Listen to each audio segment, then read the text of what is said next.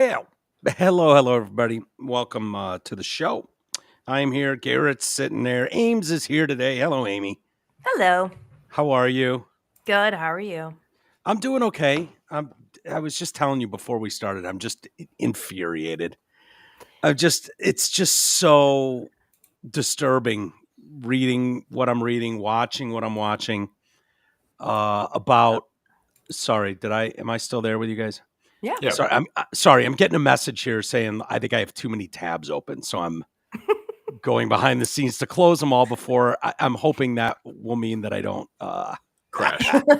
crash and burn. Yeah, while we're live. Anyways, no, we'll get into it in a little bit. I don't want to start that heavy, but it's just so frustrating having the sense of what your government's been up to and how Oh they've my been God. operating US AID, and just how it, we don't know a lot about it and we're not supposed to. That's kind of the point. And so as you uncover more, it's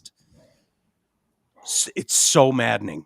It's so maddening. Yeah. It's And so maddening. you know what? I mean, say what you want about the guy, but I can't imagine once you get past all of your TDS that you're not appreciative that he's pulling the wool back on this stuff. Like, aren't you? Have to be. You Yeah. have to be. This is have what to I've be. been screaming for years. Like, hey, look at the money. Look at the money. Where's it Yeah. going?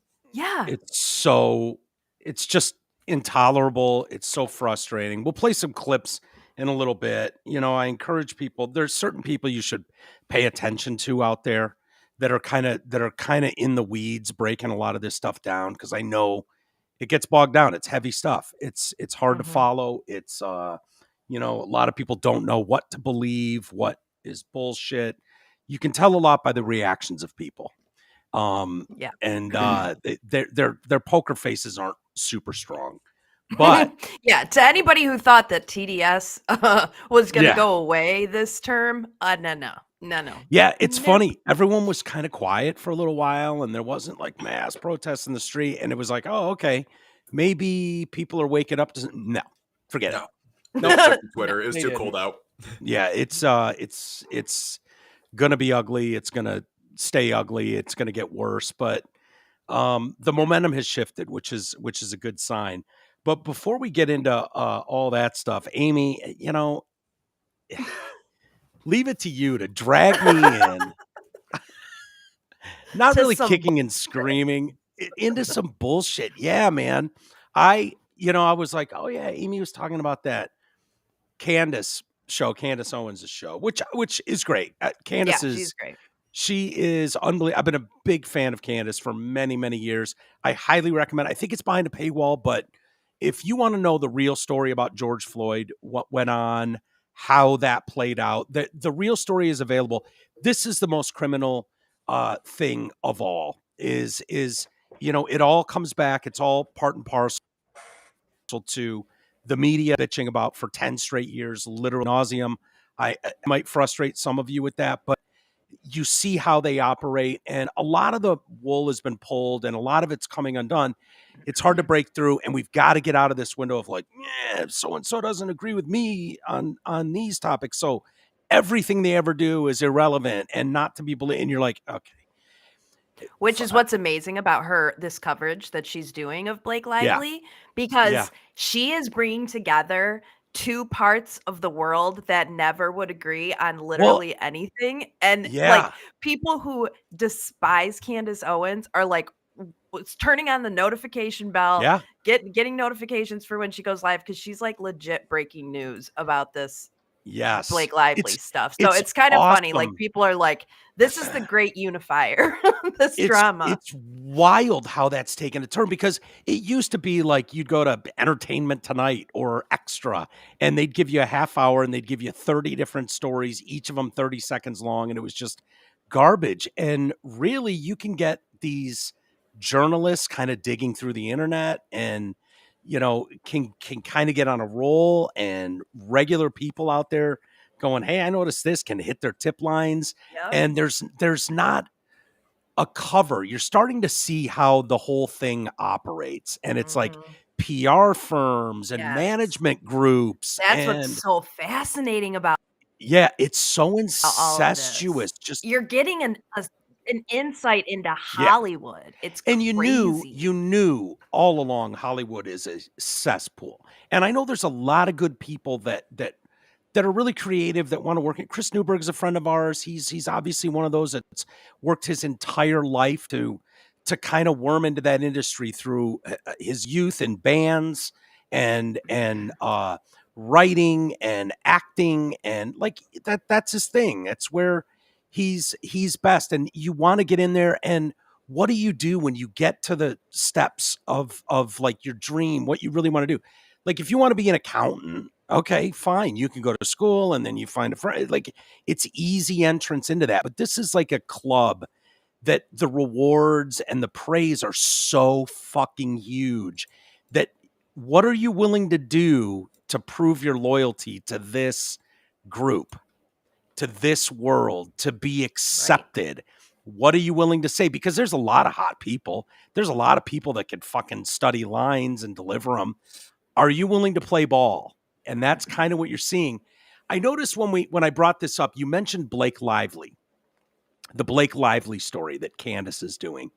Is this a Blake Lively story? Is this a Ryan Reynolds story? Is this a Hollywood story? I know it's all of them. But yeah, what it is. it? It is all of them. I mean, to me, it is. Justin Baldoni is the actor that brought this all to the forefront, and I feel for the guy. But at this point, I mean, we've all just moved past Justin Baldoni, and I feel bad for the guy. But it's really just opened your eyes as to how like evil and devious Blake Lively and Ryan Reynolds are, and honestly, probably Taylor Swift too. Taylor Swift too. Yeah, and I think that when you get so much power in any situation, when you get that much power, you think that you are untouchable and you can just do anything that you want. And what I learned from Candace recently, and it all clicked, because I couldn't understand, why would Ryan Reynolds and Blake Lively want to take over this guy's movie? It didn't make any sense to me. And then Candace mentioned, I think on her last show, that Scarlett Johansson, who is Ryan Reynolds' ex-wife, I didn't even remember that. Me either, but he cheated on her with Blake Lively on a movie set. Really? Got divorced from Scarlett Johansson. And Scarlett Johansson signed up to do a movie, her directorial debut, under Justin Baldoni and his Wayfair Studios. And that was announced, I think, at the end of 2023. So here is Blake. And she is an actress in Justin Baldoni's movie. But what is Ryan's much prettier, much more famous ex-wife? Well, she's a director in one of Justin Baldoni's movies. And Ryan, you're not going to let that stand, are you? We've got to do something. I want to be a director. I want to direct a movie. I want to direct a movie for this studio before your ex-wife does. And it all clicked to me. I was like, that was the motivation. 100%. That seems it was jealousy. Petty. Like you can understand that Hollywood famously producer credits are hilarious. Like producer credit can mean a whole lot of things, but it can just be financing. It can be a buddy of yours gets a credit, producer credit, like your name's in the scroll at the end. But a director's a real job. That's a real gig. Yes. Like that's no bullshit. That's calling shots. That like, but hearing the breakdown from Candace and going all the way back to her days at Glamour magazine or wherever she was. I don't know if she was an editor or a writer, but talking about like knowing, there's a pretty face here, but that one's also really fucking smart. And, there's certain ones, and then there's ones that are just kind of ditzy, don't bring a lot to the table, but they're smoke shows. They're super hot. Yeah. And it sounds like Blake Lively falls in that category where, someone like Scarlett Johansson is no bullshit. Yeah. She's a force. Like she's the highest paid actress. big deal. Knows what and she's doing. Yeah, and I just have to imagine Blake's ego not allowing that and going home and saying to Ryan, you know, you're not going to let this stand, are you? Like we've got to do something. And that's what she did. She took over that movie. And the cut that ended up getting released in theaters is her cut. It's not Justin's. We probably won't ever see Justin's cut of that movie. Well, I mean, maybe we will. Maybe we will, because that dude's like, here's all of it. There you go. Yeah. All right. I'm the monster. Here's everything. Like, it's brilliant. I can't remember off the top of my head what the website is, like, but he just released everything. Yeah. Which is making it really, this really does suck. I don't know what you thought of Ryan Reynolds, but of all the people in Hollywood, when you have those discussions and it's like, hey, we've had him on this show. Like, if you could have anyone as your neighbor, Hollywood A-list, and it's like a lot of people will say the other funny guy, Paul Rudd. Ant-Man. Yeah, that's what I always say. Paul Rudd. Paul Rudd is one that a lot of people go to. I think a lot of people would throw Ryan Reynolds up until this point in that category. Like, can you imagine having Ryan Reynolds as your neighbor? Yeah, chicks love him. Guys think he's funny as shit. Yeah, guys think he's hot too. Like straight guys, that's just a thing. Yeah, well, they were like a power you can admit couple. When a guy's good looking. No, but it's just generally a thing on the internet that Ryan Reynolds is hot to guys and girls. It doesn't matter. Yeah, it is totally a thing. I think he gets credit for hotness more than he deserves personally, but I get it. I get it. He's not aging well. I'll be honest with you. I don't think, because he's like 47 now. And he's too thin, I think. He's too thin. Yeah. He's always had sort of like a baby face to him, and when that gets old, it starts to look weird. It looks weird. And I was looking at him, Candace was showing up a bunch of like red carpet pictures, him and his wife, him and this person, him and that. And I'm like, he's not aging as well as he thinks he is or had hoped to. And I think you're right. He's too skinny. Yeah, he is too skinny. And, Martha Stewart, there's a clip going around of Martha Stewart who was his neighbor. Yeah. Yeah. And, they're basically saying like, oh yeah, Ryan Reynolds, I'm sure he's a funny dude. And she's like, yeah, I mean, he's funny in movies. He's not funny in real life. Yeah. Super serious. Not super funny. Serious. Not funny. I'm just like, oh boy. Which it makes sense. These people are really good performers. They're really good. It's almost schizophrenic and able to fall into a role, a character. And I don't know, we probably all have those people, in our lives on some level where it's like, there is a level of performance when you're doing a show or you're doing a movie. There just is, where I'm pretty boring behind the scenes, like here, but sometimes look at that, bro. Right. I'm not some fucking maniac running around looking at proofs everywhere I go. Like, there is a level of performance when you're on camera or you're on a microphone and you're delivering something, not comparing myself in any way to Ryan Reynolds, but it doesn't shock me that behind the scenes it's like, oh yeah, he's nothing like that. He's I used to it was really wild to see and there are a handful, and usually they were comics that would come in. Doug Stanhope stands out for sure. Bobcat Goldthwait stands out for sure. Who was the other one that Gilbert Godfrey. Yeah. Gilbert Godfrey.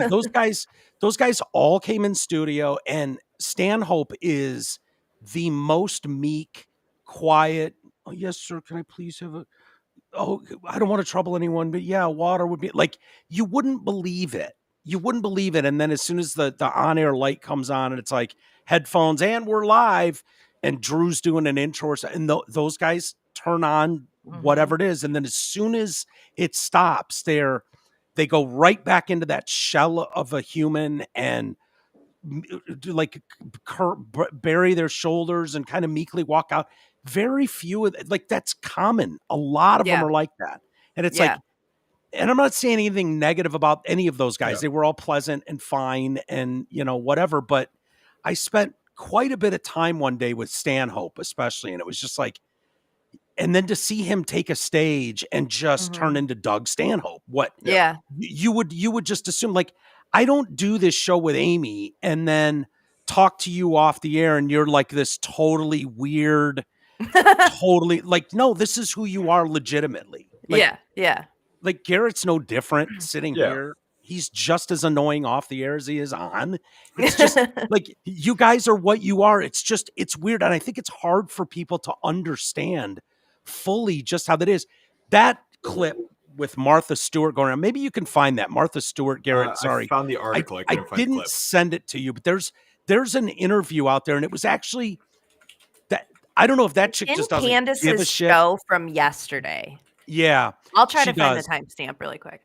I'm sorry. I should have sent that to you because it is kind of telling the way she's like, no, that's not really at all. I think she's wearing like head to toe yellow or something outfit. It's kind of a weird set, like a small round table. Yeah. But yeah, there's got to be something to it where these people, you know, when you have paparazzi following you or big executives making decisions based on how you breathe that day or how you woke up and felt that day.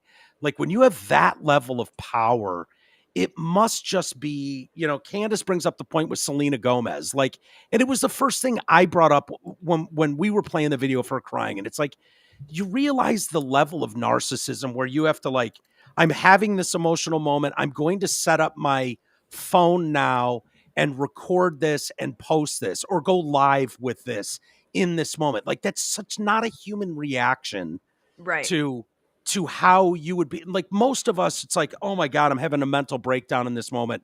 I hope nobody sees this. Yeah. But no, there's a performative aspect to it. Yeah, there you go. Amy's got the details there, Garrett. If you can find those, it's really interesting. I'm on 1.3 now. Yep. Yeah, if you want to pull it up while we're talking.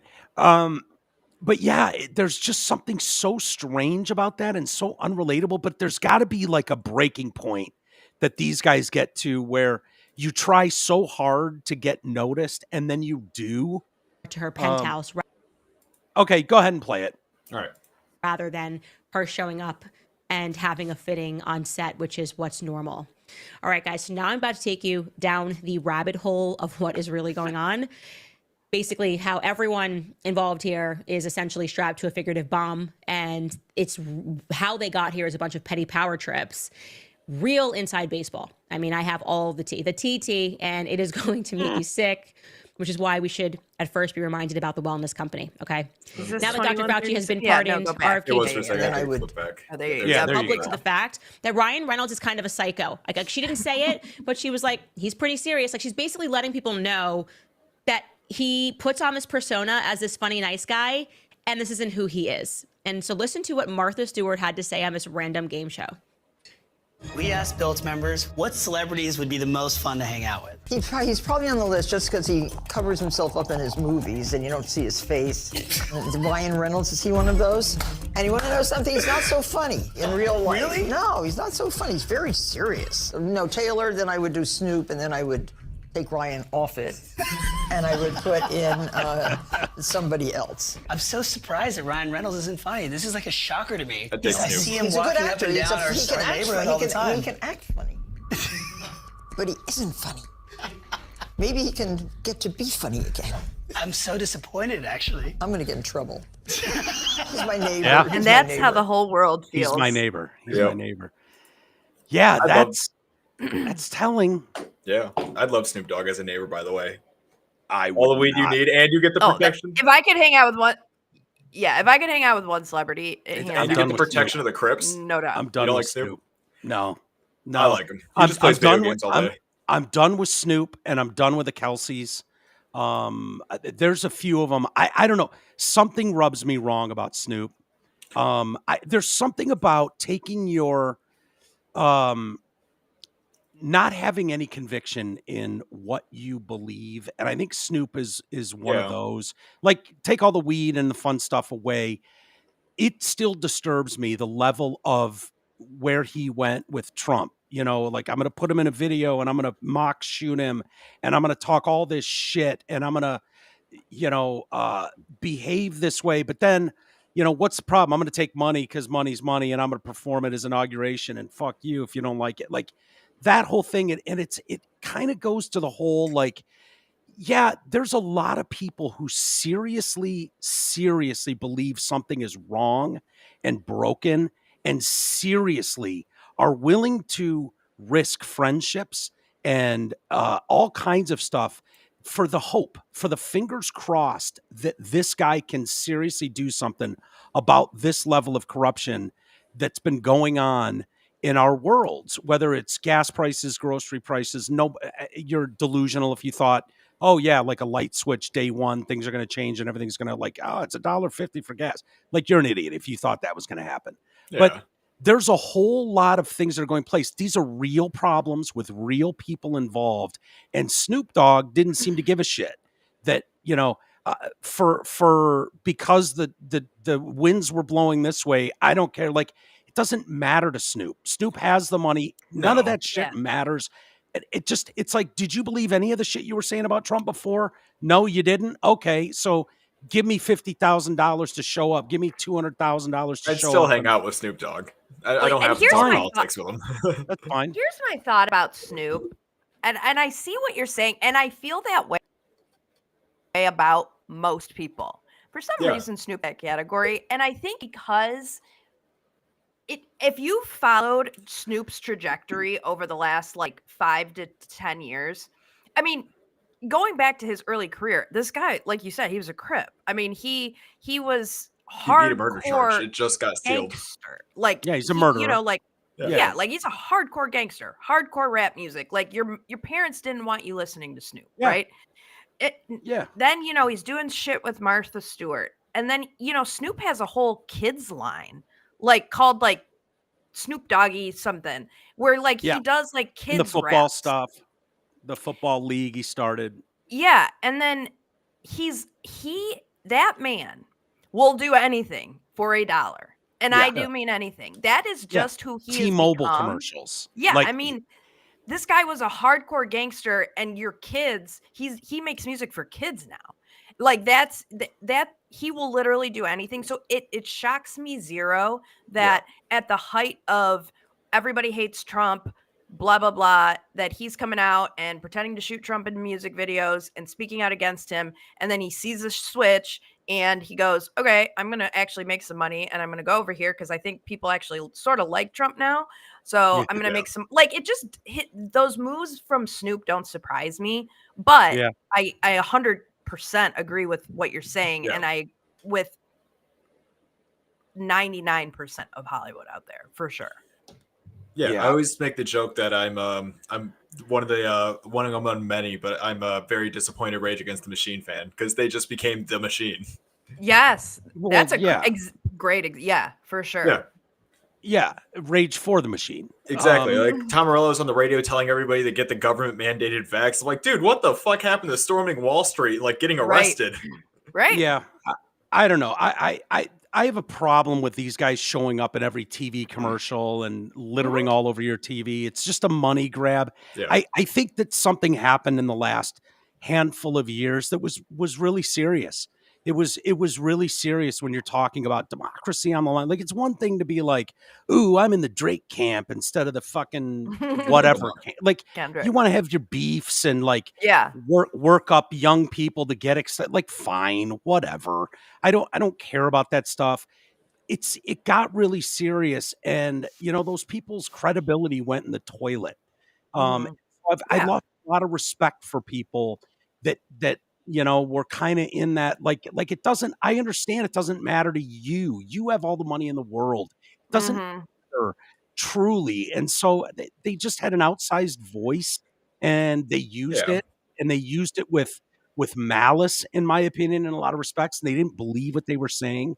And it goes to the whole thing about humans aren't meant to have this level of praise and worship. And they all, Snoop, I don't have anything personally wrong with Snoop, but it's just, he's just one of those.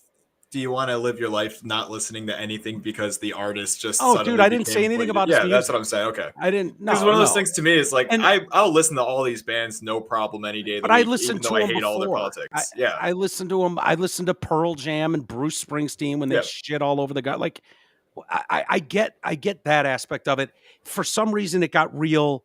I think there were real consequences this past November, real ones. Mm-hmm. And a lot of these people did everything they could. They didn't care about the outcome for real. It was like, oh, we'll jump to whatever team wins. Like, no big deal. Like, this is a game. Yeah, and I didn't feel like care. this time around was a game. I really didn't. Yeah. I felt it was a lot more I also serious. feel like it was kind of a good thing because now more than ever, we've not trusted celebrities. And it's like now more than ever, I see on Twitter when a celebrity tweets something, it's like, go fuck yourself. Go back to making movies. We're not listening to you. Yeah, and that's kind of why I think like people are like so into that Blake and Ryan thing is because people are just like over celebrities and like we're over your shit and we're over the stuff that you're planning in the media with your PR. Fucking over it. We're done with the bullshit. You know. Should we let's watch the video of Ryan. This move here, you know, and I've got this story, and these stories coming out is not a small thing either. Oh, this is great. So this is great. You know, you're talking about a guy, and the story breaks it down. You know, oh my God, he's Hollywood's nice guy. He gives to all these charities $1 million to Ukrainian refugees. He's worked, you know, to be as a heartthrob when he was younger, and blah blah blah. So these people think that can never end. 2 months ago, received the Officer of the Order of Canada, the country's highest civilian honor for his philanthropic work. So this is a carefully crafted, you know, whatever. And now all of a sudden the media is like, yeah, something's off here. This doesn't seem right. And you do not want Candace Owens pointing her gun at you. There are certain people built this way. Charlie LaDuff is a great example of someone like, that it's fine. It's great to watch when that gun is pointed somewhere. You do not want to be in a room with Charlie LaDuff when he breaks out his intel on a subject. It's terrifying. Right. It can be overwhelming as shit. And that's kind of what Candace is. And I noticed some people like, oh my God, props to you and your research team. And she's like, yeah, I'm the research team. And it's like, yeah, it's like LaDuff. It's like these guys that get in there and go, boom, and they've parsed through some shit. And so you're seeing it on display. Ryan Reynolds' team does not want this gun pointed at them and their perfect little world where they get to bully anyone into anything. And at the end of the day, it sounds like Ryan Reynolds is a super jealous, he's that guy. Super overprotective of his wife. Never mind that he's in fuck scenes all the time in movies, making out with chicks and doing the body shit. Like, oh, if Blake Lively is in a scene with Justin Baldoni, you know, you can tell by the messages being sent that Justin is released, like demanding to see the dailies. Like, are you mental? Like, what fucking actor would want to see the dailies on a movie? Comb through all 12 hours of that. Yeah. Overwhelming that process would be. That is looking to find a needle in a haystack of inappropriate behavior that you can then get yourself involved in. And I think we've either all been in that relationship or certainly known people in those relationships where you have some overprotective reading into shit, going through your phone. What did you look at so-and-so? Doug Beatoff, you know, slapping that girl, you know, on his date because he thinks she's flirting with the fucking cab, the guy hailing cabs. Like, those dudes exist. We're all familiar with them, and it sucks that it's like, oh, it's looking more and more like Ryan Reynolds might be one of those dudes.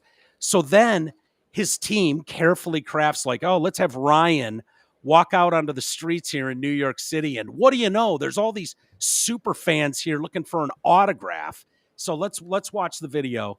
Judge for yourself.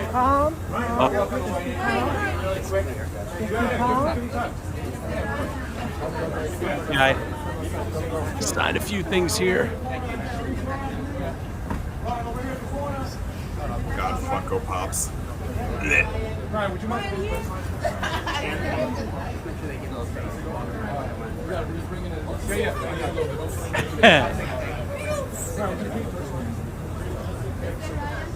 There he is, signing all these Deadpool pictures. Yeah, do you know why I know this is fake? Yeah, what's your Nobody has observation? a phone on him, and it's like trying to get a picture with him. That's what people do. They don't go like, sign this. Hold on, dude. We'll get to it. There's a few things. Thanks, Ryan. Thank you. Turn around. He turns around. So notice the poster. All right, good enough. Ryan, this side. Good enough. So it was a tick. You're the best, Yeah, you're Ryan. the best, Ryan. They're all just here to see Ryan. TikTok, one of the TikTokers, Tennille, highlighted how all the Deadpool posters looked incredibly similar, having been made out of old cardboard and colorful tape. You notice the blue and the yellow tape, taping all the pictures down, all the same, the exact same pens. Everybody's sign looks like it was made by the same 5-year-old. You're telling me all these people randomly went out, bumped into Ryan Reynolds, and all happen to have the exact same random signs? And where is everybody's phones? Why is nobody recording? This is 2025. I knew celebrities called paparazzi on themselves, but this is too far, Ryan. Yeah. It's like you would think these guys would have perfected this better. Yeah. And why do you need to do this? Ryan Reynolds would get this kind of reaction if people knew anywhere he was. Because like, why he's trying to, like, oh, look at me. What, is this recent?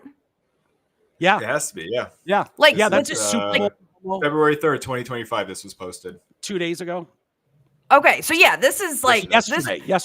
Okay, this is a planned PR, event of like, hey, Ryan, let's walk, we're going to stage this. We're going to make it look like everybody still loves you. Everybody still cares about you, how super nice you are, that you're stopping and you're signing autographs and, mingling with the fans. You're one with the fans. Just where's Justin Baldoni and all this? He's not out there. This was such a carefully crafted PR plan. And I got to tell you, his PR team needs some work because they've had some bad ideas. And I think it's not going well. And apparently... There's recordings that's a scoop that Candace got, that there's recordings of these PR teams. What is the story? What is the story of the guy behind Justin Baldoni, who's also a billionaire, who countersued for $400 million? It's because it sounds like a play where Ryan thought he was a big guy and was going to just buy out. I don't care what it costs. You paid $1 million for this movie script, which includes multiple movies, right? The rights to. Yep. And they were trying to get Justin Baldoni out of this. Ryan and Blake are going to take over. And Ryan's going to big stuff with his couple $100 million. He's going to big stuff and bully someone out of the picture.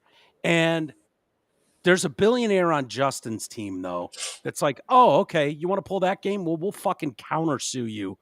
And you don't have that kind of money, Big Shot. Who is that guy? Right.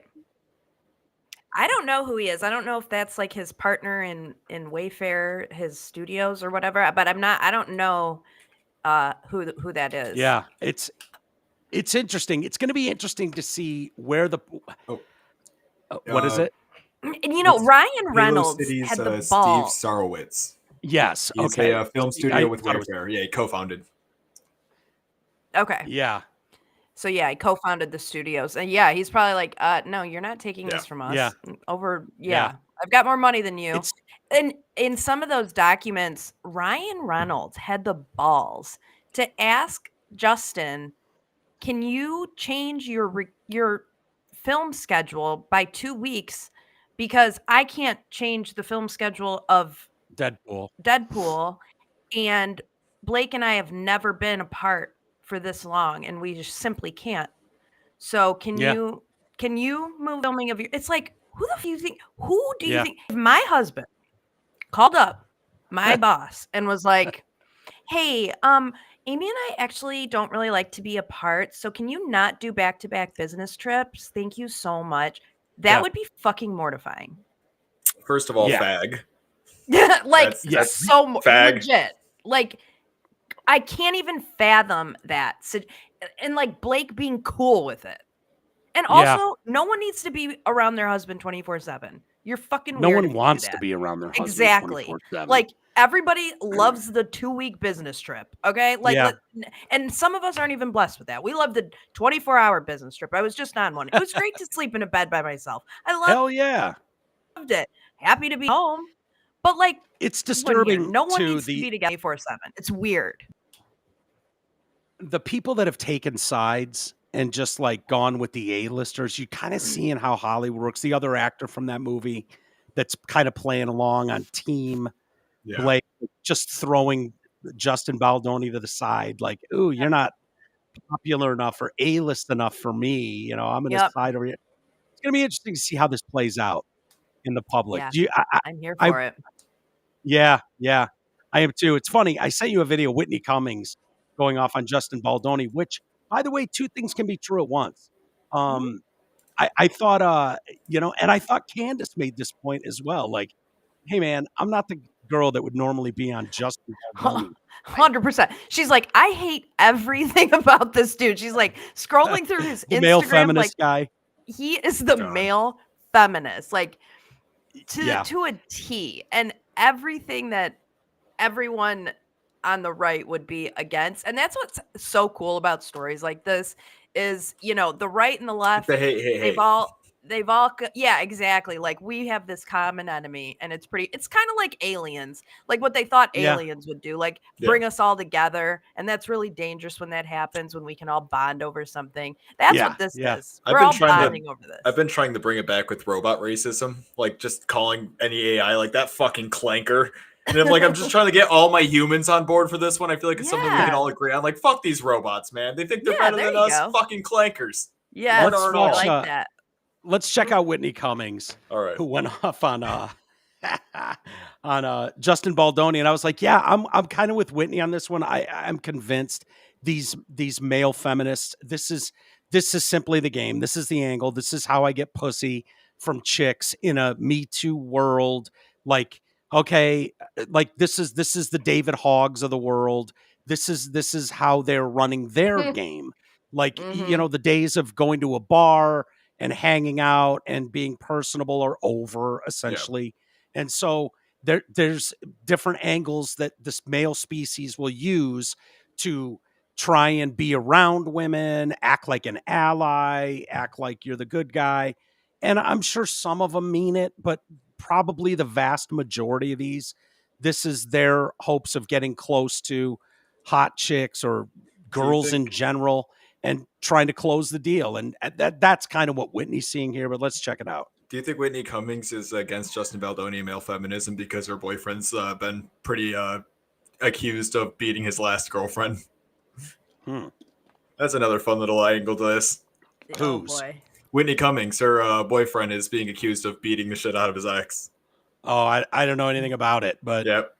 All right, bear with me. I am dyeing my roots real quick. I know I look like a Whoville, but this couldn't wait. So people are like, Justin Baldoni, what do you think? Like, did you know him before? No, I didn't know this person because I don't follow people's behavior if they look like this. Is this like the Chris Angel of Burning Man? I don't like when guys, especially symmetrical ones, try to get points for being like a feminist or like an ally.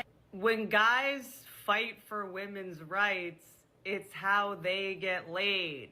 Does this guy have a charity? I feel he has big like charity energy, like women's equality charity energy. If I was a bad person, what's the first thing I would do? Start a charity. Yeah. I knew it, dude. I knew it. I knew it. Okay, feminist men always have the same causes. Free the nipple and normalize breastfeeding. I think your breast should be able to be out. He's also on the board of another charity that's probably fake and for tax write-off purposes. I mean, to be honest. And his bio says change maker. Change maker? I mean, you changed that V-neck a couple times? You mean you changed the pomade that you use? What else have you changed? Oh, your wife's mind on her stance on polyamory? Another charity that he supports. It says many childhood cancer charities. Number one way to get laid? support childhood cancer. Are Hollywood people allowed to just donate and participate without telling a publicist? Is that like, is it like in a like NDA, or is it like the opposite of an NDA? Is it like a DA? You have to sign a DA that says, if I donate to your charity, you have to disclose it to everybody, so that when I go to Coachella this year, I get all the chicks with tattoos that say breathe. This is like a sociopath's idea of what the world needs. Here's a book on how to be kind. Totally. Why is she like Russell Brand if Russell went to Kylie's face guy? I am calling his agent. All right, I think go ahead, Gary. You could pull it down. I think we get the point.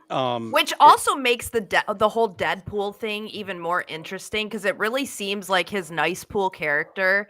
Yeah. He was taking shots at him like the whole time about, the whole time. And like, it's very clear that at some point,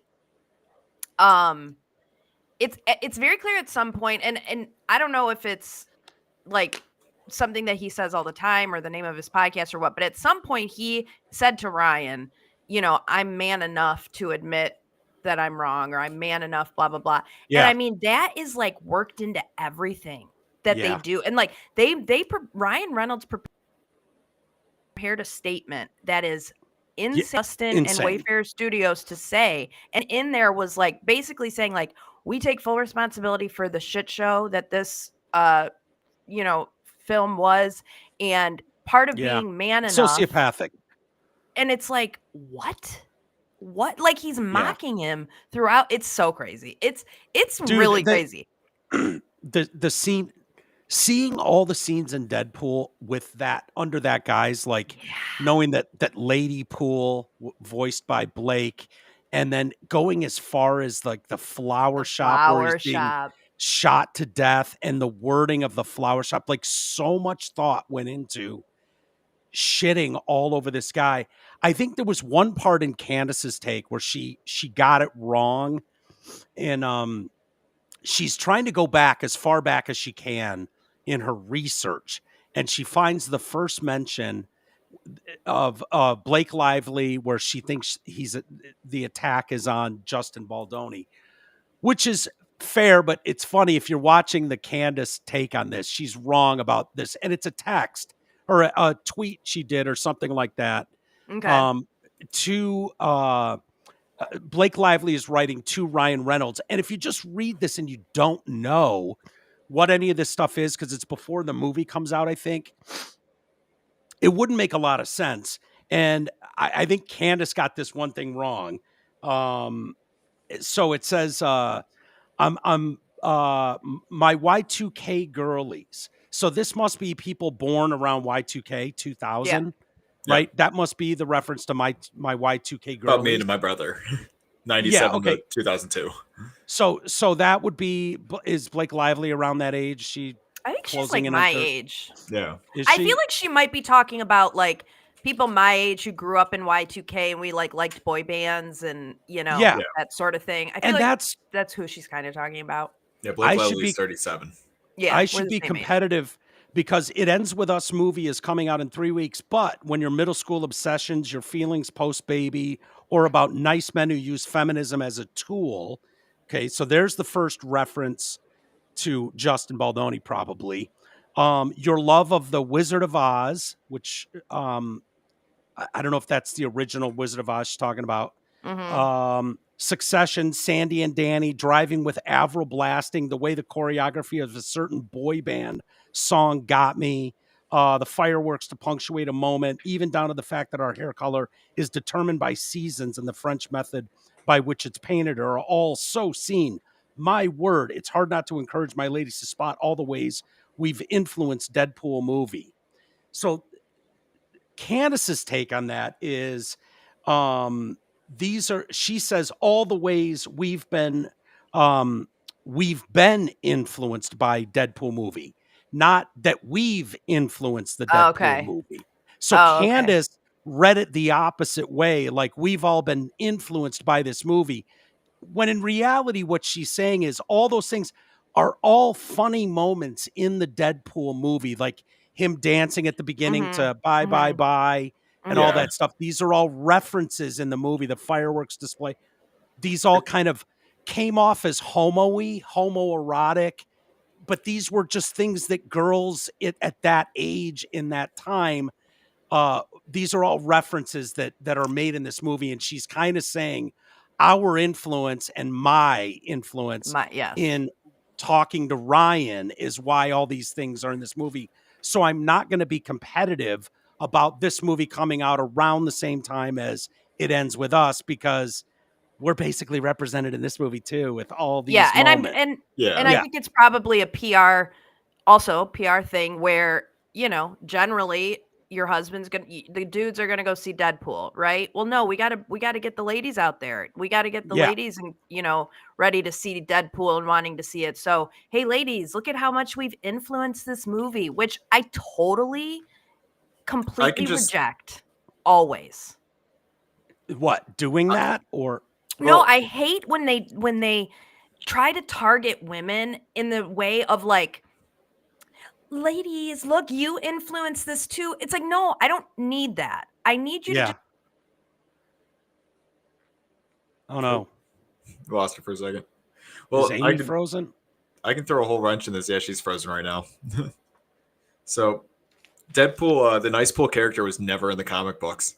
It's not a real thing until the movie. But it were was 100% written for that. Yeah, and it was written almost after the fact too, which is interesting. Yeah, a lot of the Deadpool characters in the movie are actually in the comic books, but that's what I was going to ask you. Yeah, the rest so are. all the other, like the cowboy death pool, like all those. Lady Pool's a real thing. Dog Pool's a real one. There's even the floating head. There's a lot of different versions of Deadpool, and I like them all. I've been a big fan of the series for a while, but Nice Pool was written strictly for the movie, so it's 100% take on Justin Baldoni. I don't know what happened there, Ames. We lost you. Oh, lost her again. Did she? Is she doing that, or are we doing that? There we go.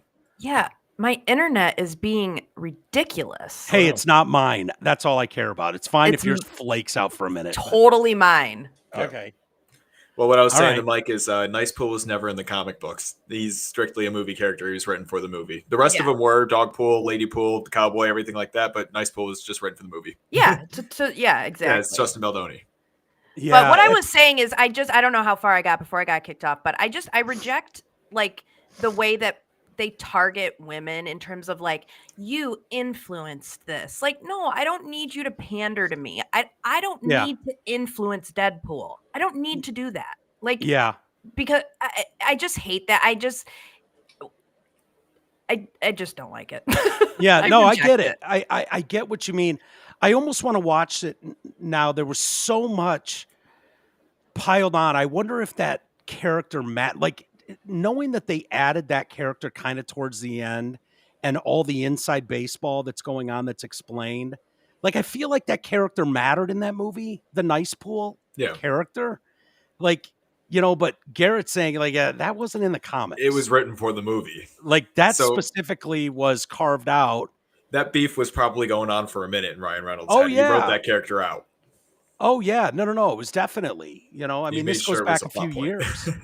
Now, I'm not familiar with Deadpool. Was Nice Pool, has he been in all the Deadpool movies? No. He's just this Deadpool, not even in the comics. Wolverine. He's never been anything. It's just Deadpool Wolverine. Okay. But it does, and then he got put in a comic sense. afterwards. So Marvel has now made him canon through a Spider-Man comic. Gotcha. But that was after the movie. Gotcha. But it makes sense if you follow the plot line of this specific movie. It was tying a lot of, like, for hardcore like comic guys, like someone like Garrett, for instance, their issues with that movie was the timeline. The timeline doesn't work because of his original appearance in the Wolverine X-Men movies. And so the timeline was up. And so the point was all these timelines kind of making sense and all these characters intertwining. So it made sense that you would have all these random Deadpool characters in it. So having one more as this feminist one is hilarious and works. Yeah. Knowing that it was forced in there after the fact, wasn't really part of the comics originally. Like, that's a separate discussion, but it does sort of work where it didn't seem quite as out of place in the storyline because of all the other timeline issues that they were fixing. Well, did I get that right, Garrett? Yeah, Marvel basically wrote in the ultimate cop-out where it's like anything that went wrong or any movie that didn't work, they can kill a franchise in a moment because they could just say that timeline ended, and then anything they want to revive, like, not for spoilers, but Blade, if they want to revive Blade and make another movie, now they can be like, oh, the timeline's back, check it out. Yeah. And now he can just zap back into the world. Right. Yeah. It's wild. I think the takeaway is in all this that no matter who you are, it's what grabbed a hold of Candace Owens to take this story specifically. It's probably why she took on the George Floyd and kind of backing the cop who is rotting in a prison right now. And the Macron story. She's doing a whole big expose. Today was episode 1. Yeah, I'm here Macron's for that too. Husband, wife thing. Yeah, that I'm interested in that too. But it just says that how much, like, all of us at the end of the day, none of us like bullies, and it's kind of an overwhelming theme. Like, with great power comes great responsibility, and that idea that you don't go out of your way to sabotage someone just because you can, because you have that sort of power.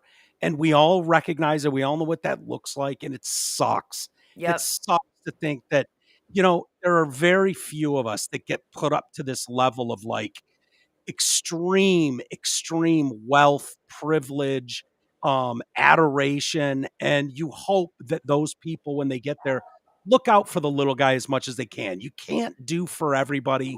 You can't fix everybody's problems, but where you can, you hope you're a good person. And we're willing to overlook a lot of shitty behavior in the past if you've grown and learned and become a decent person and whatnot.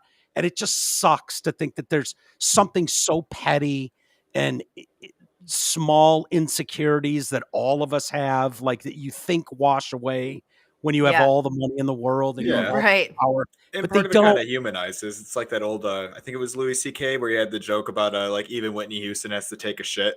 And it's like, just imagine them clutching their Oscar. It's like everybody's human at the end of the day, and we all have those flaws. Totally. But No, yeah, it's very true. everybody hates bullies. That's something everybody can get behind. Yeah, What are you looking at? What are you looking at, Amy? No, nothing. But everybody hates bullies. Everybody hates sex offenders. Those are like two things that we can just like get behind, Yeah. like child sex offenders and bullies. And I've always seems said, like an easy one. Seems like an easy one. Like, there's no way to unite a country faster than having like public hangings in the town square of convicted child sex offenders. I'm down. Like, if you read the comment section on a news story of a pedophile, every single person to a man is like, done, delete, hang him up in the Times Square, don't care, no use for him. I have a really can't dark be rehabilitated. joke. Yeah, like, no, but I do have away. It's kind of like a half truth, half dark joke, but I always tell my family that if I ever commit suicide, the signs will be pedophiles in the area start going missing, because they're all listed out and I could just find their addresses. So it's like, if I'm ever going to take myself out, just know you'll know when all the pedos in my area go missing. Oh yeah, there you go. Because I'm taking a couple out with me. At least there's something good on the way out. I think we have to have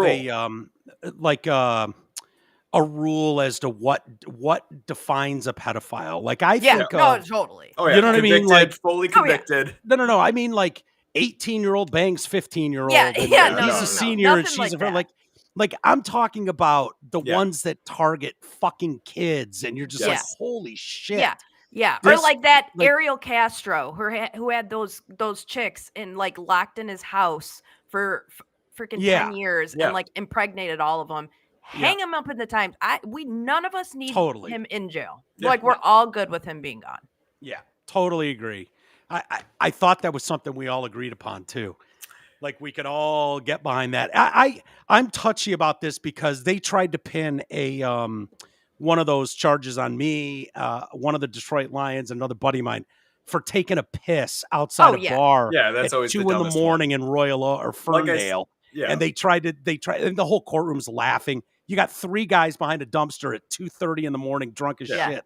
outside a bar, and they tried to tag us with indecent exposure and put us on one of those fucking you're on the neighborhood sex lists. offender list. Like I And it was said, like, when I dude, check the list, I hold will on. see the crimes. When we look at the sex offender list, I want it to be like, not a couple drunken assholes taking a whiz behind a dumpster at 2 a.m. Okay? Yeah, no. Yes, I agree. Clear. I volunteer to be the leader of this ad hoc subcommittee that decides which sex offenders we hang in the town square. We'll sign off on them. Everybody's got to, we'll we've all got to agree. Yeah, at least the committee.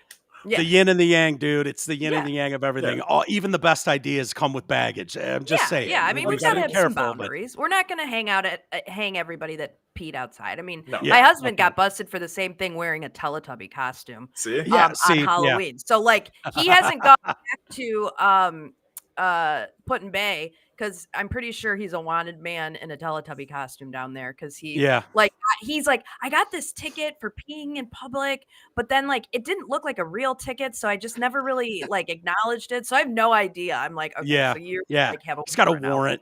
He's got a warrant somewhere. Yeah, and just like Teletubby, like be on the lookout for purple Teletubby. Moving on, that we got the Super Bowl this weekend. I honestly, this is the least I've ever cared about a Super Bowl. Not interested.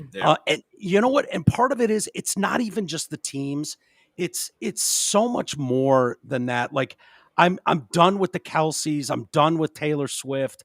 I'm done with Patrick Mahomes and the NFL. Me too. And I'm really done with the NFL. The NFL really bums me out with the decisions they make, because it makes it feel like we're held hostage in some of these fucking causes they get behind and the garbage we are. I mean, like, they're taking advantage of the fact that we all fell in love at an early age with this sport that we adored.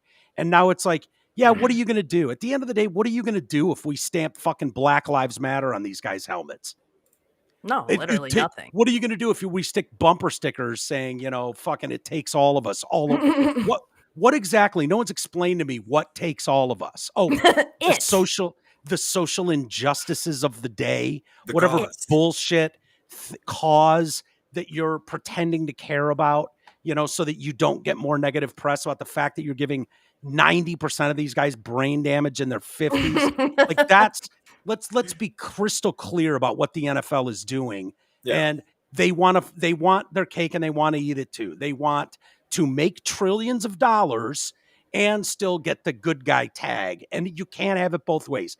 That league, God bless it. I love it. I love watching my Lions, love watching my Niners. I adore this league, but it is what it is. These guys are adults. They sign up for it. And almost every one of them has fucking some level of concussion every Monday morning. It's just the reality of that league. So spare me that you're the good guy, looking out for women, looking out for poor Black people. Fuck off. And more pandering continues as fans are calling for a Super Bowl boycott. Good luck. Again, you're held hostage by this because you love this game. This is as big a national holiday as we have in this country.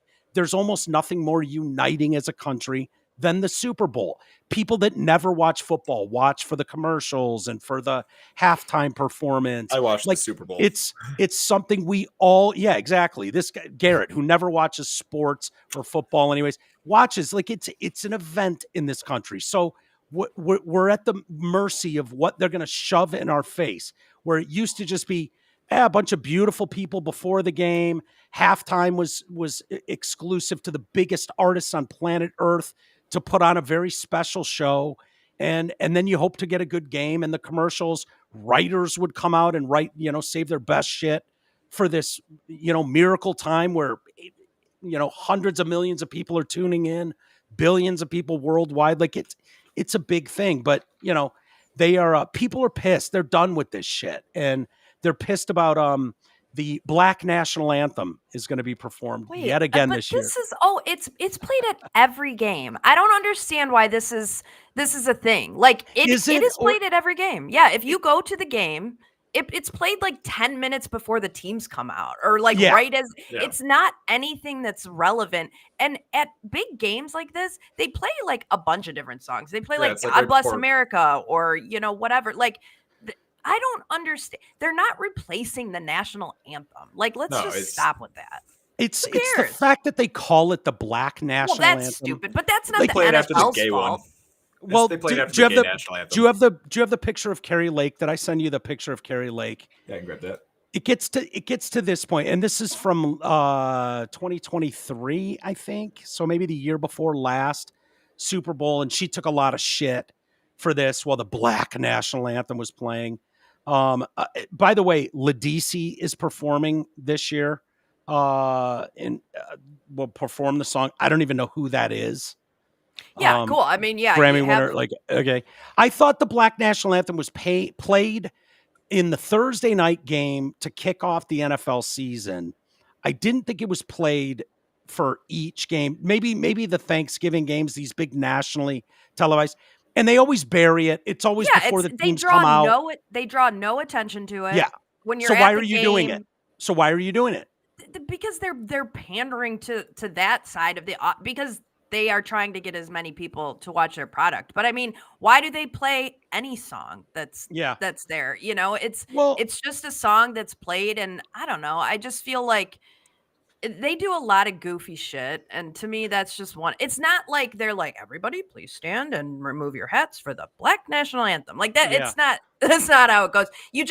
You're like making your way to your seat with like your beer and hot dog, and you're like, is that Lift Every Voice and Sing That? Yeah, I think that's what that song is. Yeah, but the fact that they're still trying to force that on you, like I like the national anthem. You could take issue with the push for the anthem during the game and the flag and all that, but there's a lot of people take great pride and respect in their country, and it's a small gesture and a moment, that I feel pride in my country, and if someone really performs it well, there's always the guy crying in the stands at some beautiful rendition of it, and it does make you think about your family that fought and died for this country and what it means to be an American. Like, I have no problem with that. The problem with calling it the Black National Anthem, in my opinion, is when you're doing that, you're separating people. Like, they gave Carrie Lake a lot of shit for not standing up for it. It's like, no, there's a lot of reasons to stand up for the national anthem.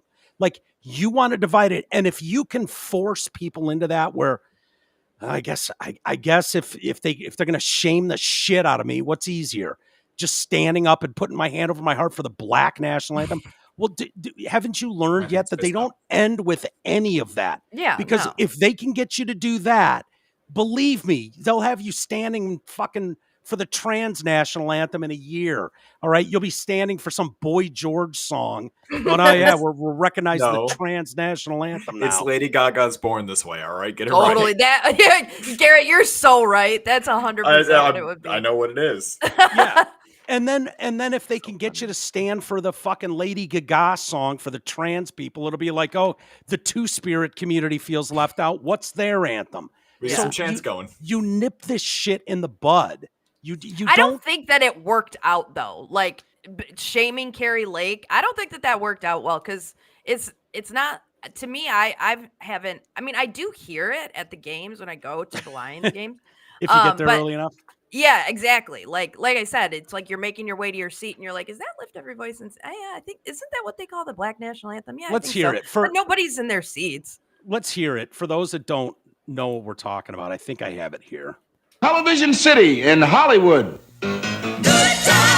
Anytime you need a payment. Good time. Anytime you need a friend. Good time. Got a good group to it. No. I would stand for that shit. I know. Keeping your head above water. Making a way when you can. Temporary layoffs. Good times. Easy credit and rip-offs. Good times. Scratching and surviving. Good times. Hanging in a jar. Good times. Ain't we lucky we got 'em? Good times. That's a great song. I like that. It's a great song. Anyways, I think that that's the Black National Anthem to me. Yeah. That's that what would it be. is. Would that be dope if they broke that out of the Super Bowl? That'd be awesome. I'd be like, hell yeah. Yeah. Where's the whole Black place. Play that the shit. whole place. Yeah. Damn.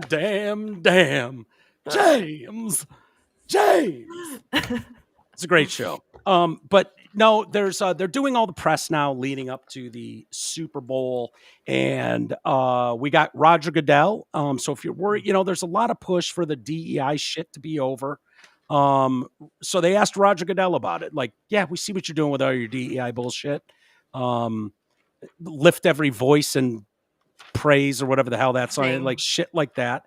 Let's hear Roger. I believe that our diversity efforts have led to making the NFL better. It's attracted better talent. It has. We think we're better when we get different perspectives, people with different backgrounds, whether they're women or men or people of color. We make ourselves stronger and we make ourselves better when we have that. And how many it's Asians something work that for you? I think it will have a tremendous impact on this league for many, many years. Right. We win on the field with the best talent and the best coaching, and I think the same's true off the field. What? Clown. Did anybody ask him why he's still why are we still making black coaches more valuable than white coaches? Why are we still playing that game? Yeah. Did anybody ask him that? No, this is the problem with these things, and why guys like that will never do an interview somewhere like here and talk to us where we would ask legitimate questions about. No, I'm going to need you to elaborate on how the NFL is made better by this, because I see a complete split. And if it's just about representation, it's a fact that 70% of your league is black. Why are there no, white Asians. people in your league, Asians in your league? Like if that's truly what you're going for is the diversity, the representation, that would make sense. But why don't you reward teams with draft picks if they draft a white player? Yeah, if you want to level it out, where are all the trans players? Oh, they're coming. Don't worry, they're coming. But I mean, there's not a lot of female to male that would be NFL, and I feel like the male to female wouldn't stand in the NFL either. That's true. No, I'm just saying. It's where are just trans players. It's just the hypocrisy of it all and the panderous that's so insulting about this. You're not making your league better because of that. There's plenty of things you could push to that would make your league better, that do make your league better. That's not one of them. And I would love to know. I'd love to know how many people in their front office in New York voted for Donald Trump. I'd love to know that, because I would venture to say it was very few. And so when you're sitting there and telling me it's great for an organization to have diversity of thought. Wait, you don't have that though. Just FYI, just because you have people that have different skin colors, that doesn't mean you have a diverse, you have diverse skin colors. Yeah, I'll give you that, but that doesn't mean diverse thought. So until you're which is the only thing that really matters, by the way. That's the only thing that matters. I mean, isn't that the true nature of diversity? Is having representation of thought, not skin colors. Right. Like you want representation of hey, you know what? Here's a voice that's never really been at the table that feels this way, and it represents what Midwestern values are. And here's some representation about what the surf community in fucking Southern California thinks. And here's representation about what Southern Democrats think. That's diversity. Right.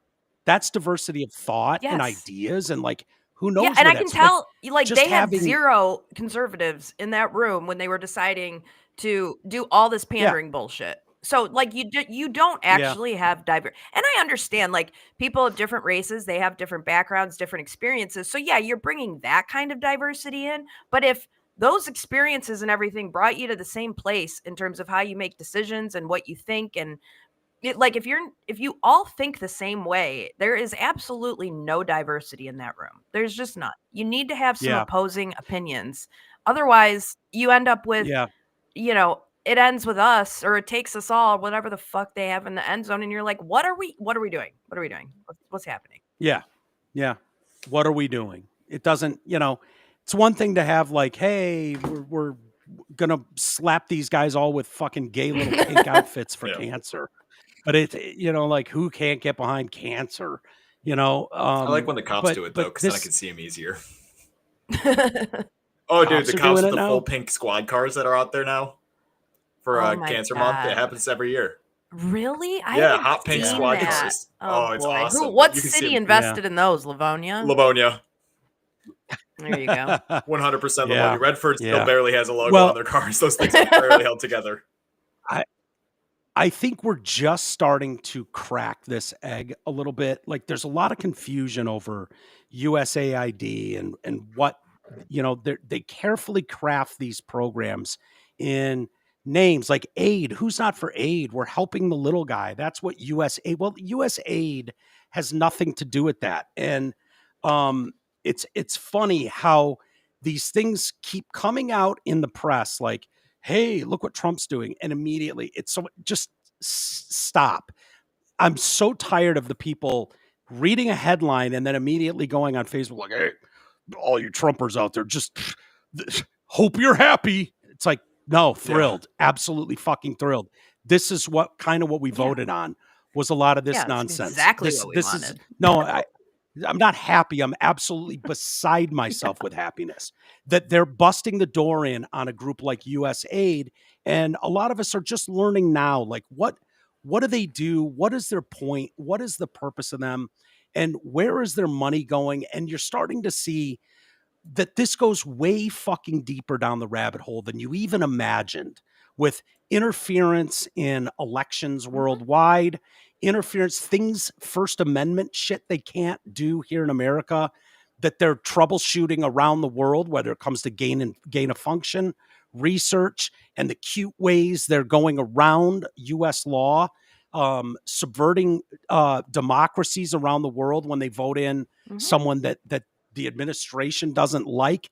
This is all through funding of USAID. A lot of this is, and you're going to learn more and more about this as time goes on. Carolyn Levitt came out and was like, yeah, this is the first thing. Do you have the video there, Garrett, of her? It's a quick video of her talking about some of the things they were funding. USAID over the past several years, these are some of the insane priorities that organization has been spending money on. $1.5 million to advance DEI in Serbia's workplaces, $70,000 for a production of a DEI musical in Ireland, $47,000 for a transgender opera in Colombia, $32,000 for a transgender comic book in Peru. I don't know about you, but as an American taxpayer, I don't want my dollars going towards this crap, and I know the American people don't either, and that's exactly what Elon Musk has been tasked by President Trump to do, to get the fraud, waste, and abuse out of our federal government. Thank you, guys. Yep. Oof. Brutal. And she came with a receipt. Yeah. Yeah. Yeah. And this is tip of the iceberg shit. You can't even fathom the amount of money and waste. It is really telling to me when I watch who's freaking out about something. Like, I think we can all agree, like, this seems like a nonpartisan thing. If you're talking about us, the millions and millions of people that make up every day, go to work, tax-paying Americans, and the blob that is Washington, D.C. and the federal government, and what they do with your tax dollars. We all have a right to kind of keep an eye on what they're doing. You hope that they're working in your best interest, but it's not like we should be able to ask questions about what's going on. And if there is some level of bullshit, and when you see audits, they fail audits all the time in the U.S. government. They've never passed one, I don't think. And they come up with $500 billion in just lost or scammed fraud. Like they don't know. They don't know where it is. That's $500 billion of your dollars that they don't have any account of, they don't know where it is. So why wouldn't you want someone going in and poking around under the hood? You would expect that level of transparency in any aspect of your personal life. Like if every time you put your purse down in your house, if hundreds of dollars were taken out of it, eventually you'd put a camera in your fucking house and go, what is going on here? What is going on? And that doesn't seem like something that we all couldn't be behind. But why is it that one side of the aisle seems really hell-bent on doing the same thing? Oh, democracy's on the line, dictator taking over. Like, what are you so afraid of? Why are you so afraid? Why is the USAID so concerned about, by the way, this is what the American public voted on in November. This specifically, to look into, this is the point of Doge. This isn't something that, ooh, we got in and now, here we go with Doge. No, this was something that was front and center of a campaign here's what we're going to do. We're going to get in there, and then we're going to have this group go in and look under the fucking hood and find out what's going on. And then Elon's goes in there with 6 fucking 20-somethings nerds and just starts poking around. And they don't like it. They're using all the buzzwords of, oh yeah, this is intelligence. This is classified. What the fuck are you talking about? You're taking tax. Nothing should be classified. You're taking taxpayer dollars and spending them about the globe and about the country. You're subverting the rule of law by finding cute little ways to censor people, to this. It's all making sense now about how this works when it's like, how is Black Lives Matter getting a foothold in the country? Why are there pallets of bricks in certain corners where these riots are taking? How is this happening? Why don't I recognize my country more? You bet your fucking ass US aid is behind a vast majority of it, with a budget bigger than the CIA's, by the way. Almost as big as the entire intelligence community. Intelligence community has a $72 billion that's their amount of money. This group has $50 billion as their budget. $50 billion. And they don't want anyone looking under the hood. And what do you know? It's the same handful of people who are outraged by it. And it's not the people on the right. Hint. Do you have the video there of some of the people on the left who freaking out about this? Got it right here.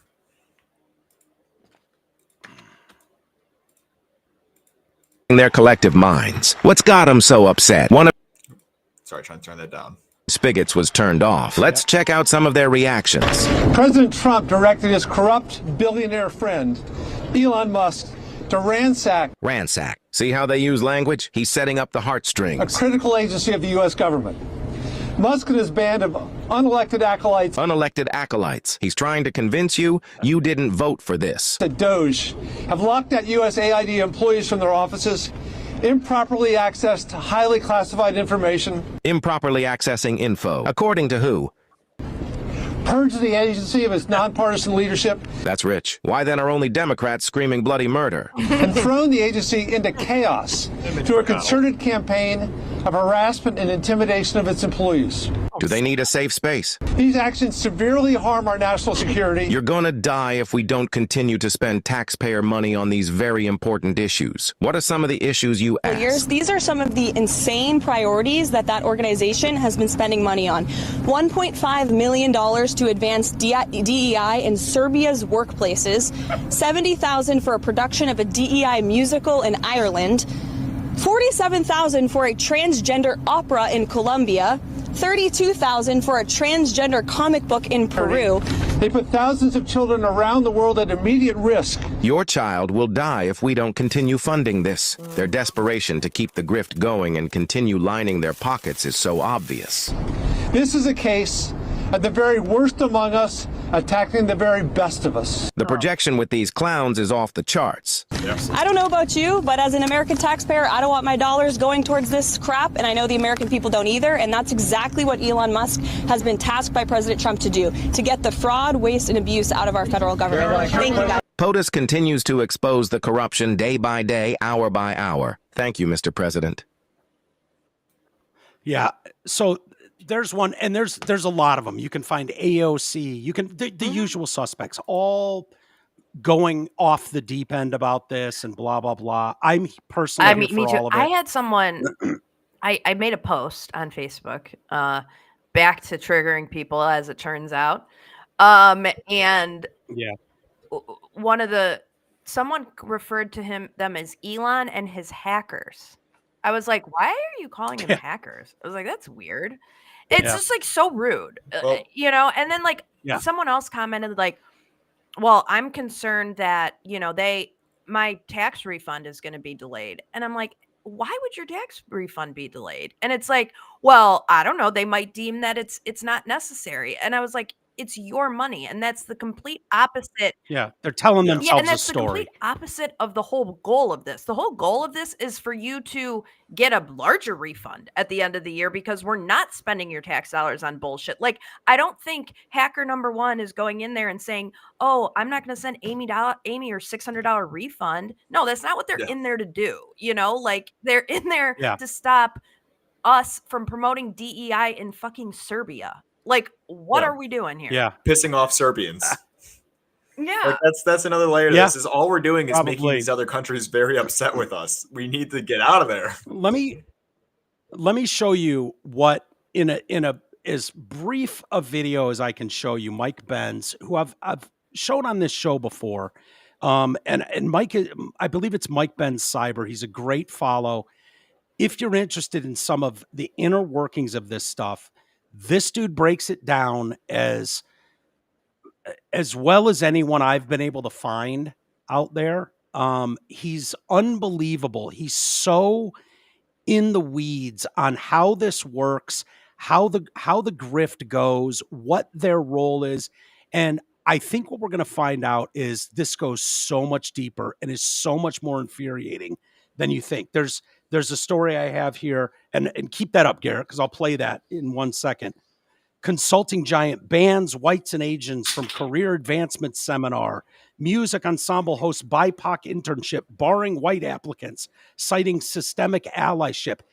These types of stories where you've got some of the largest companies in the world playing ball with this, they're being funded on purpose through groups like USAID that is essentially money laundering back to these companies. Let's hear Mike Benz try. It's a couple minutes long. Right. Bear with it. But I think it'll give you at least a smaller understanding about what's really going on and the danger it poses to these people, these absolute evil assholes that have been in charge and have hijacked your federal government. They focus on aid. They focus on thinking like it's humanitarian work. But aid is not actually in the name of USAID. USAID stands for the United States Agency for International Development, not aid. It's not a charity. And international development is simply capacity building. It is local and regional capacity building done across the whole world, i.e. internationally. The primal id in USAID, international development, is about capacity building of assets that can be used by either the Pentagon, the State Department, or the CIA for their own activities. So if you're the Secretary of State and you were asked by the National Security Council or the President to do something in a different country, overthrow their government, stop the passage of a bill in a foreign country's legislature, how would you do that? And the first thing that I said is you would look at the assets that already exist in the country. Do we need new assets in addition to the ones that we currently have, or are the existing assets, can they achieve this simply by giving them enough money, giving them enough resources, giving them enough training, giving them enough support? One of the main ways that capacity building would be financed would be through USAID. USAID would say that it's doing something, funding a hospital system, funding universities, funding civil society organizations, funding media institutions, funding independent media in the region. Sorry, there's something in my eye. Independent media in the region on USAID payroll. And those institutions, those assets, would then be bigger and more powerful and more capable more capable of serving the State Department's goal, aka advancing U.S. national interests. USAID has a bigger budget than the State Department, over $50 billion. It is a bigger budget than the CIA. The entire intelligence community only has about 72 billion. So that's the CIA plus the 16 others. And USAID has a bigger budget than the CIA and is almost the size of the entire intelligence community combined. That is how important USAID is to American statecraft. It is an intelligence community, a State Department, and a Pentagon assistance organization rolled into one. I just copied this from the USAID website. USAID carries out U.S. foreign policy, advances U.S. national interests, by promoting broad-scale human progress. At the same time, it expands stable, free societies, creates markets, and trade partners for the United States, and fosters goodwill abroad. The operative phrases here are carries out U.S. foreign policy. This is not charity work. This is not aid. This is cynical, self-serving purposes. And what is it seeking to do? Free societies, open societies. Why does USAID want other countries to be open societies? Because that's how you get the influence in. If a country is a closed society, they're closed off from USAID influence. We cannot capacity build our assets there. Closed societies box USAID out. China is a closed society. That is why we have not been able to topple the government of China, despite having tried for 100 years now almost. We have not been able to topple Putin from Russia. Why? Because Russia is a closed society. Like China, they kicked USAID out. It is not an open society. And so the USAID can't just take over their entire media ecosystem by funding 100 different media propaganda outlets in the region to sway hearts and minds. And remember, that's what this is. It's hearts and minds and cash. That's what soft power is. They call it hearts and minds work, but it's cash that does the moving of those hearts and minds, especially of the leaders of the movements. Yeah. It's crazy. Gives you an idea about why these people are so worried and so freaked out about this kind of stuff, you know? Mm-hmm. Yeah. I mean, we're going to learn more. And we've been fighting. These are wars that we've been fighting for decades and decades that just don't involve weapons. You know, the United States has been, which is why it was so funny in 2020 when people were just completely like aghast that maybe somebody could fix an election here. And it's like, yeah, I mean, that we do that all over the world. So for you to think that they couldn't do it on the American people and like, hey, by the way, they did it, you know, in a very like just the Hunter Biden laptop story. They did that. They did that. Like they had, you know, government funded NGOs that have, you know, asking these people to put on these seminars of like to Facebook and Twitter of like, hey, what do you think Russian disinformation looks like? This is what it looks like. It looks like a laptop that maybe is from Hunter Biden, for example. And then like 2 minutes later, Hunter Biden's laptop comes out and Facebook and Twitter are like, this must be Russian disinformation because that's what we were just told. And it's like, and you guys just think like, no, like that was orchestrated. And that's the kind of shit we're doing all over the country. And, you know, nobody's saying China and Russia are like the bastions of like success and what we should be. Like they, you know, they don't let anybody in because they are propagandists. Like they want their people to only hear one side. So they're not good people. So, but yeah, that is, you know, one thing. We can't get in there like that for sure. So one of the ways USAID goes down that road, if you're trying to topple a government, one of the tactics they would use is kind of what Mike Benz is saying there. You set up propaganda arms, media outlets. And so you imagine starting a new website, clicking on an algorithm that focuses on sports and the music industry, and it gathers a lot of interest, a lot of people. And so once you hit a certain amount of eyeballs that are paying attention to this new thing that is stuff they're interested in, their local sports teams and the music scene, the entertainment, whatever, you flip that algorithm to focus on civil unrest and corrupt nature of governments and racism is everywhere. And then you start peddling the message of standing up to these things, taking to the streets. And what do you know? We've got the picket signs already pre-made and the riots start. And now you're able to overthrow a government and destabilize a population. And so that's the kind of bullshit they're doing that we're unaware of completely. I think Jimmy Dore put it best when he said, we're the most propagandized nation on earth. We're just the ones that don't know it. Like at least Russians fucking know that it's state media. The Chinese know that it's state media. They're not dumb. Yeah. They know they're being propagandized. Right. We're sitting here going, oh, it's telling me the truth. State Department's just issuing updates for us, and we're getting all the good news. Yep. If you want to know the propaganda and how bad it gets, it's actually goes way deeper. I've been on a weird rabbit hole recently where if you go back into like Courtney Love and her parents and being from the DC area, having Fed parents and how they influenced Nirvana to kind of get into the counterculture, and then how they also kind of influenced Black Flag before that. And it turns out Henry Rollins' dad was somewhat of a Fed. And it's a chance that Black Flag and the entire punk movement was actually more of a CIA op. Interesting. To corrupt certain areas and shit and cause chaos where they need it. Yeah. Well, I've done no research on that, so I have no idea. Well, wait, Mike, speaking I don't of know that it would research, surprise me. Yeah. I watched that doctor's documentary about the JFK doctors. Parkland doctors, in Dallas. Mike. Yeah. No, they're all lying to you. They're all lying. Like, it's so crazy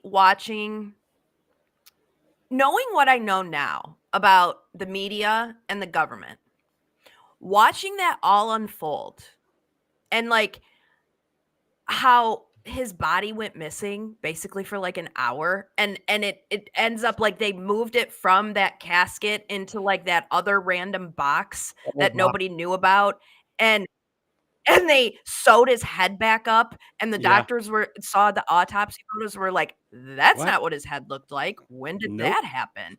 And it's like they made that hole bigger so it looked like it was for a trach. When when the doctors were just like, no, it was just this little thing, like right where his tie and his shirt, like his shirt and his skin met. It was just this tiny little entrance hole, and then it turned into this big ass gash in his throat. And it's like, they lied to you. Yeah. They lied to you. And I can't be surprised that when I ask people like my mom, like, hey, what do you remember about this? She's like, oh my God, the government didn't have anything to do with it. And it's like, of course you think that. Yeah. Like, but you didn't have any other choice. Yeah. There were no, it's why it's stories like that, which is why I'm so interested in Kash Patel specifically. Kash Patel getting confirmed to lead the FBI, because that interview he gave to Glenn Beck when he was talking about, what you're going to see in the JFK things is not like, you guys have already figured that out. That's not what it is. What is really telling is that this shit and their tactics have never changed. And I have a feeling he wouldn't say any more. My guess is you're going to be able to see those tactics in a lot of areas throughout our more modern history. What we weren't, none of us were alive during JFK's assassination, but if you start seeing those, like, oh, that's how they handled the story of 9/11, or name the conspiracy, or the Trump attempted assassination, how we still don't know anything about that dude. We don't know fucking anything about him. It just went away. Just gone. No because one it cares. didn't work. It just went away. Yeah. And I could see, like, that Lee Harvey Oswald, and he's just like, I'm a patsy. And I'm just like, he probably was. And by all accounts, there was another shooter. And what's actually really crazy, and I got to send this to you, Mike, so you can watch it. I mentioned it the last time we talked about this, but RFK Jr.'s dad, when RFK Jr. tells the story of what he believes happened to his dad, he tells it that Sirhan, or whatever his name is, he was the guy that he did shoot a gun. He was involved in that, but he wasn't the one that fired the kill shot. There was somebody in his main group who RFK Jr. says, like, my dad came face to face with the guy who betrayed him and shot him, because the way that the bullets and stuff. So it's like, that's the same thing that happened with JFK. They blamed it on Lee Harvey Oswald, who by all accounts probably did shoot a gun that way. But there was someone else. That shot him. And it's like, they did the same thing to those brothers. It's crazy. There's another documentary. It's like 2 hours long, and it's followed up.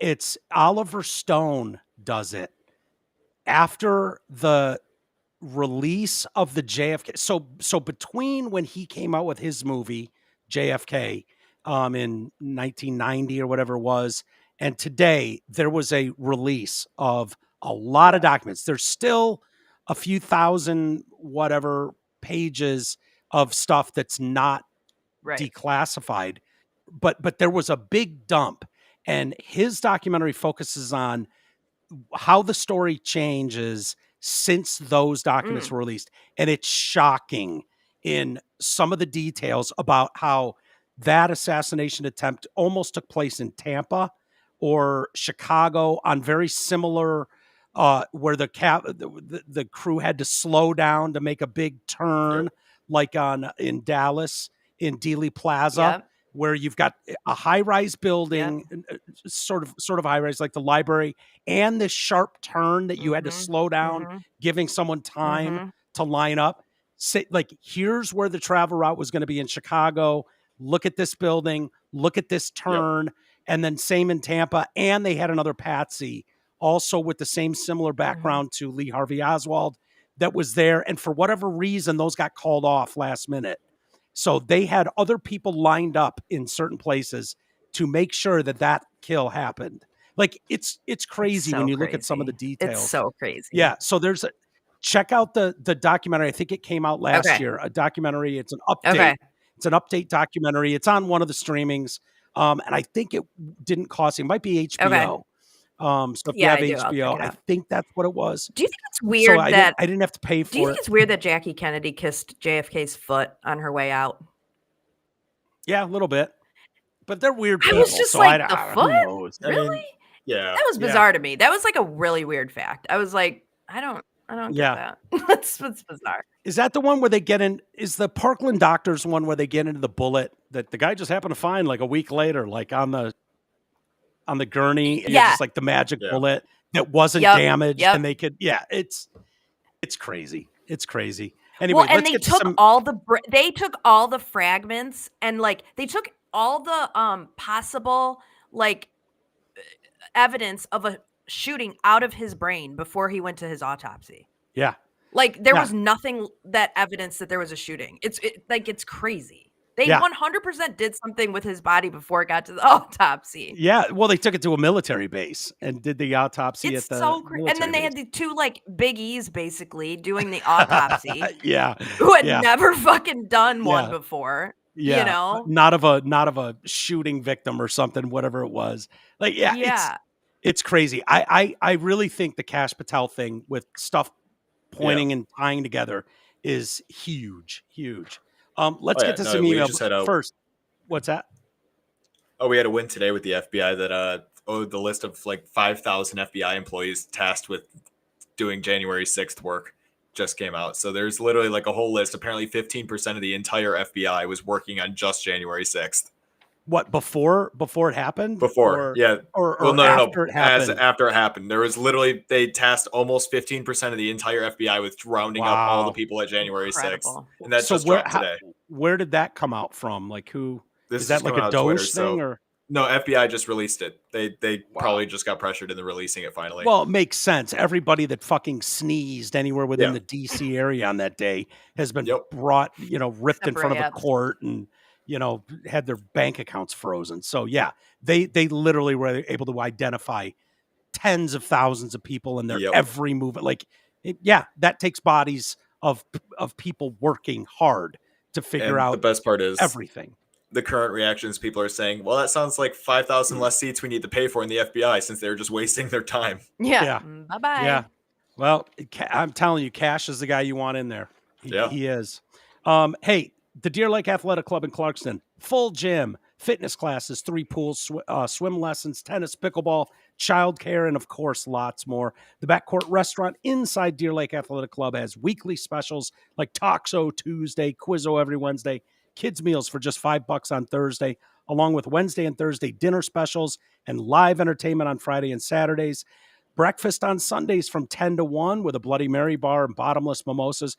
They also offer a special Sunday menu after 1 o'clock. Need to book an event? Their banquet director, Emily, can fill you in on all the details. Call 248-625-8686 or go visit them at 6167 White Lake Road in Clarkston, or you can go to their website, deerlakeathleticClub.com for more info. The Deer Lake Athletic Club, one club for the whole family. let's get to some email. I heard from quite a few Canucks taking issue. We should have a further discussion about Canada being the 51st state, what that would look Make like. it happen. I kind of love the idea. I have this great fear because of the yin and the yang theory of everything. Like, no matter how great something is, there is a pendulum swing coming that's fucking awful that no one saw coming. That just is the reality of everything. I don't care how small the detail is in your existence. It just seems to be the way life works. And so as much as I go, yeah, that would be unbelievable. You have people that have very similar lifestyles and beliefs and belief systems. And there's so much we could do to help Canadians and they could do for us. Resource sharing and like all of it seems to make sense on paper. And I'm also recognizing that might be a giant insult to Canadians. Go fuck yourself, man. We're this is our flag and our nation. They have to know that we're superior, but I mean, that's fine. Well, yeah. Canada's only a country. Let them be a country. Exactly. Well, I hear from Canadians and they're the sweetest people ever. And they listen to, obviously, because we're an international border. I love the Canadians, but Karen wrote me, cult leader. Just a quick note from a Canadian listener. I usually agree with you 100%, but I'm a little miffed to hear you diminish Canada's natural resources and production. We are more than a stereotype, and you fucking know it. I absolutely hate Trudeau, but you have no idea what items you will be paying for if tariffs get implemented. It hurts both countries. Also, side note, Doug Ford is Rob Ford's brother, and I love him as our premier. Oh, and he didn't take over from him. Rob Ford was Toronto's mayor. Doug is our province's premier. Completely separate branches of government and elections. But I got her goat. Karen got upset with me. I told her to relax. Like I said, I was doing the stereotype thing. Like I Googled, like, what is Canada known for? Like, what do they do? And it's like literally the first thing that comes up is maple syrup. It's like, oh, okay, cool. I can. To be honest, we'll live without maple syrup. You know, like if that's I said like yesterday, we have Alaska. The big industry thing that they do. And then it was like a couple other things, but it wasn't much. So I was making that point on the show yesterday.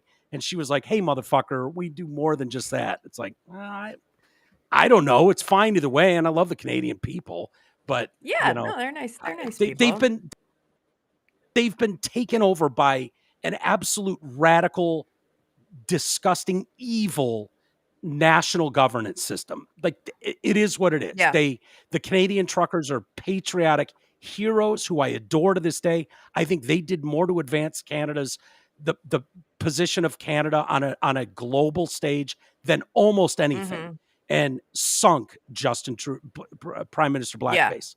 Sunk him. Those are absolute heroes who were put through hell and are still going through hell for what they I think at the end of the day, like, yes, I acknowledge that there are some resources that we get from them and, you know, maybe things go up. But I think there's a couple things people need to realize about tariffs. Like, these are a negotiating tool.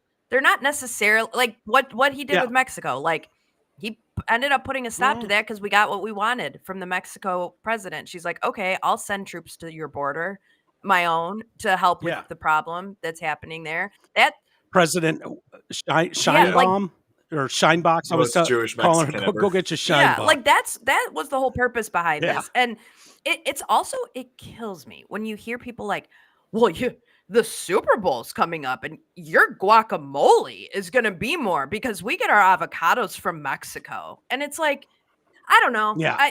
I'll be fine. Yeah. Insulting as so shit. Insanely insulting. Like they just don't even realize it. Yeah. And obviously I'm kidding about making Canada the 51st state. I honestly, I don't want that. I think that they've got their own thing happening up there that kind of confuses me. Like you just mentioned a bunch of people in leadership. I have no idea what those names mean. Prime leader and superior leader, whatever. Kind of sounds like KKK. But it's you know, crazy. like also, if you try to figure out Europe's parliament or Canada's government, it's like, but like also at the same time, like at the end, you have to admit they need us more than we need them, right? I mean, like because we're just a superior country from a lot of stances, but like not saying that they don't have like great, you know, resources and then they're not great people and stuff, but like also, you know, it's okay to want stuff produced in your own country. Like that doesn't make you like a bad person to like put America first and be like, I want to get my, fucking syrup from Alaska or Vermont or something, like I don't want to get it from Canada. Well, I watched a press conference with Pierre Polivet, one of our fine Canadian listeners. Thank you. Laura sent that to me. And it was really great. And I think he's a good dude. And, he fucking hates Prime Minister Blackface and that whole world. He's the guy that was eating the apple. Yeah, he was like awesome. Hilarious fucking. But, and he's got a job to do. And he was saying just that. He was like, these tariffs. And if you don't know, those tariffs are gone, put on hold for a month because Canada decided to play ball, much like Colombia, much like Mexico. They all fell in line. They all postured and talked shit and then fell in line. But Pierre Poilievre, however you say his name, was talking about how he was almost making it seem like these tariffs are a horrible thing for America and for Canada. Everybody loses in this scenario. It's almost like it's mutually, mutual destruction on that. And I was like, and then he starts doing the Trump thing with the, Canada first. And, we're looking out, and I understand why he's doing that. It's like, no, dude, it's not equal at all. It's not. Sorry. Which is why they came to the table and were like, hey, what do you know? We found 10,000 troops that can go hang out on our border and stop fentanyl and bullshit too. Colombia talked a big game, bunch of shit. Trump said 25% tariffs this week. Next week, it goes up to 50%. And Candace, I think it was Candace that talked about it. It went, what's their biggest export? My thought was coffee. And she went, no, roses. It's fucking roses. And you have Valentine's Day coming up. Get in line, fuckface. And immediately gets in line. And we are the powerhouse of the world, like it or not, like we are. And if you're not going to use that to your advantage, no, this is what we do. We have the power. And so we must yield it accordingly. And we did in a way that was like, hey, if you don't get in line, this is what's going to happen. And like you said, they got in line because they realized. They realized exactly. We didn't have to release weapons. We didn't have to impose tariffs. The mere threat of tariffs made them get in line. So exercise that our power all day long. Get it done. I love it. Yeah. The checklist is long and the things being checked off are impressive. It is what it is. We'll see how this plays out. I hope they keep putting one foot in front of the other and keep shining a light on corrupt, keep, getting wins for the American people. And hopefully people come around on what's going on, that this is a different day and age. And hopefully we get to a better place sooner than later. I did want to read this email to you, Amy, because it referenced you. I think I read it yesterday, but hey, Mike, it's from Connor. Great show with Chris and Amy. So that was the show we did last Thursday. Yes. I especially like the part where Amy said I can grab her ass in public and all she'll do is call me white trash. I can handle that deal. Winky face. And